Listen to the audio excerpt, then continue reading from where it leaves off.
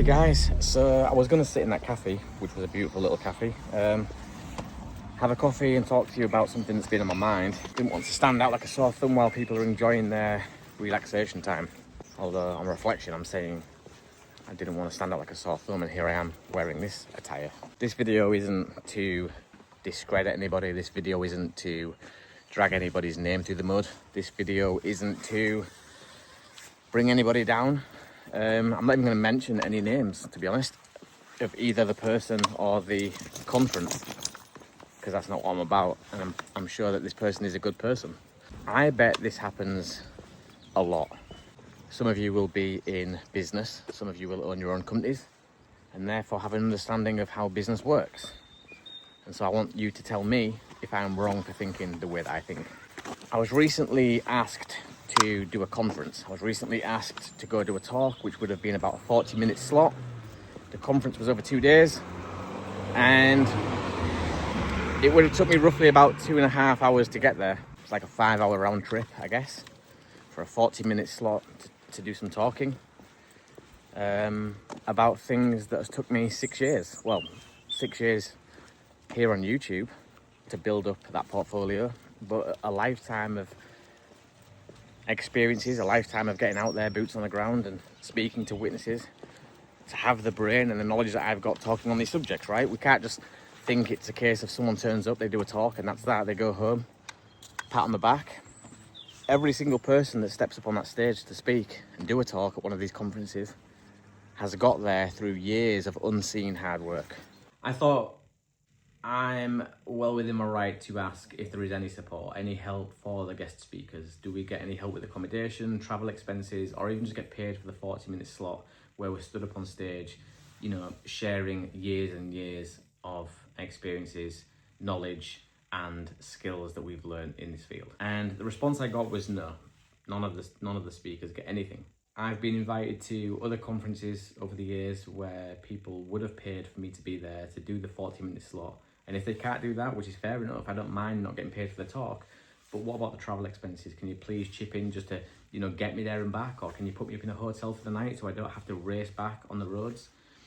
But nothing at all for any of the guest talkers. And I want people to know their worth.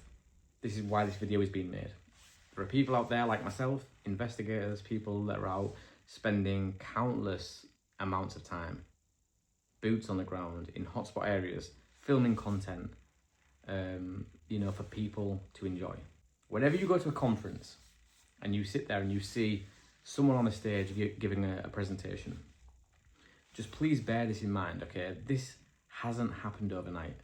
The guy or the woman that you're listening to on stage has struggled many, many, many years to build up their reputation with like-minded people to a point where they're admired or they're found interesting, or people actually want to go listen to them.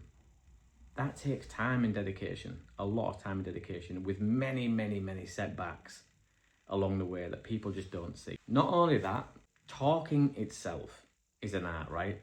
I think most people would agree that we hate the sound of our own voice. I know I did. And so for me, I didn't want to be that way. I wanted to be someone who came across quite well, quite articulate, and didn't have swear words every other sentence like I used to. So I started to try and hone the way I spoke, to be better at it, to become a better communicator with people. That in itself is a skill. That is in itself dedication on my behalf to become better at what I do. So me stood on stage, even just talking, has taken time and become a skill that I've tried to perfect. This is all effort, time, and work. And I am passionate about it. I love it. I respect the genre beyond belief. Like, you guys know this. And if you don't, please let me explain, because YouTube has a very high risk to reward ratio. If you think it's all singing, all dancing, just light at the end of the tunnel constantly working on YouTube, it's not. You speak to any content creator or anybody in these fields, like investigators, authors of books, podcasters, whatever they may be, who talk about these subjects, they will tell you it's not all singing and dancing. All the stuff that I've become good at or adapted to be somebody who's recognizable in this genre. It's taken me a long time to do. And to not have any help, like no help towards travel, no help towards accommodation, no payment for doing the talk, just a pat on the back, thank you, come again, is bad enough. But then when you find out that they're selling the ticket prices for £25 per ticket, and I think the cheapest one was £17 per ticket, there's only one winner, and it's not me or any of the other guest speakers. So just to give you guys an example of how this should go, a few years ago, the BBC contacted me and asked me to do some work with GK Barry. For those of you that don't know, GK Barry has appeared in I'm a Celebrity, Get Me Out of Here. She did really well. She has her own podcast, Saving Grace. She has over 4 million, or she did have over 4 million subscribers at the time when I worked with her. This was a few years back. The BBC asked me to travel to Rendlesham Forest, which is about 3.5, 4 hours from where I live, and walk around the forest with GK Barry for an hour doing some filming. I agreed, they paid, everybody was happy. That's how it should go. That is how the transaction should go. Am I wrong? Should I be a charity? Should I just be giving things for free? Guest speakers have to be looked after. They're not in the position that they are through luck. It's hard work, trust me, a lot of hard work. And there's been many of times where I've sat back and thought, I can't do this. Like, I literally can't do this anymore. So yeah, I've got 2 points that I want to make in this video. The first point is to content creators, people are authors in this genre. Maybe you're writing a book, or you're working on a documentary, or maybe you're a podcast host. Maybe you bring in guests that are out there, boots on the ground, to talk on your show. You guys are doing an awesome job, right? You are doing an awesome job, and I know that the work going on behind the scenes is more than what we see on the screens. Pat yourself on the back. Please do not cut yourself short. I know it's flattering sometimes when somebody wants your time or have you on a podcast or a show or whatever it may be, but know your worth. Please know your worth, because I feel like we're getting undercut massively a lot of the time. What do you guys think? Do you think that we do deserve to be rewarded for our efforts and our hard work, or do you think just show up, put up and get out there to film more content for us? I don't honestly know what people's mindsets are, and like I said, I could be wrong. I could be missing something. But I know of no other business out there in the world where you give your trade, your skill, your efforts, your hard work away for free, while the other person you're giving it to reaps in the reward. That's a really strong business model. I've got to be honest, that is an extremely strong business model. What is the business idea? What's the pitch? Well, I get people that have worked hard for countless amounts of years, been through so many ups and downs, committed a large chunk of their life to do what they've become good at. And then I get paid for people coming to watch them.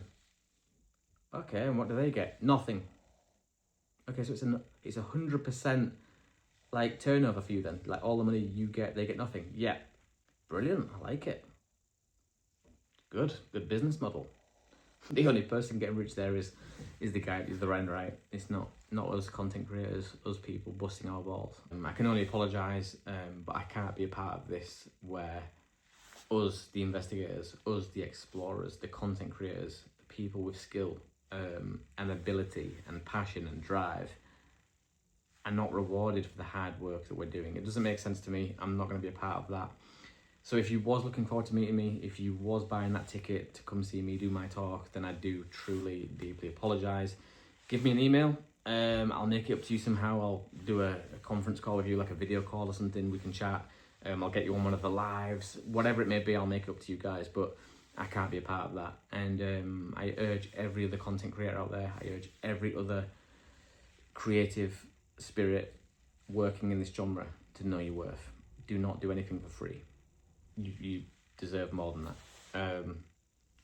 If it's going to be beneficial to you, if you are going to reap in tons of new eyes over to your channel or your product, or if you're just starting out, then maybe this is a way to get your foot in the door. Brilliant, do it. But 6 years in, 24,000 subscribers, you know, 1.9 million views on the channel. I'm not going to do something for free. This would actually be worse than free because this would be costing me money to do it. You have to know your worth, and I feel like I'm at that stage now where for so long I've lived in self-doubt. For so long I've felt like I wasn't good enough, and now I'm starting to see the light at the end of the tunnel and realise that actually I bring a lot to the table. I expect conference organisers to do the same. If you're getting us like-minded people, us, you know, experiencers or investigators onto your platform, please just help them in any way you can. It doesn't matter if it's fuel prices, it doesn't matter if you're just putting them up in a bed and breakfast for the night, whatever it may be, we appreciate anything. But to say no to anything doesn't sit right with me. You guys look after yourselves, stay safe wherever you are in the world, take it easy, and if you are in a position to do so, this is ironic, please do look after somebody else as well. Until next time, guys, I'll see you on the next one.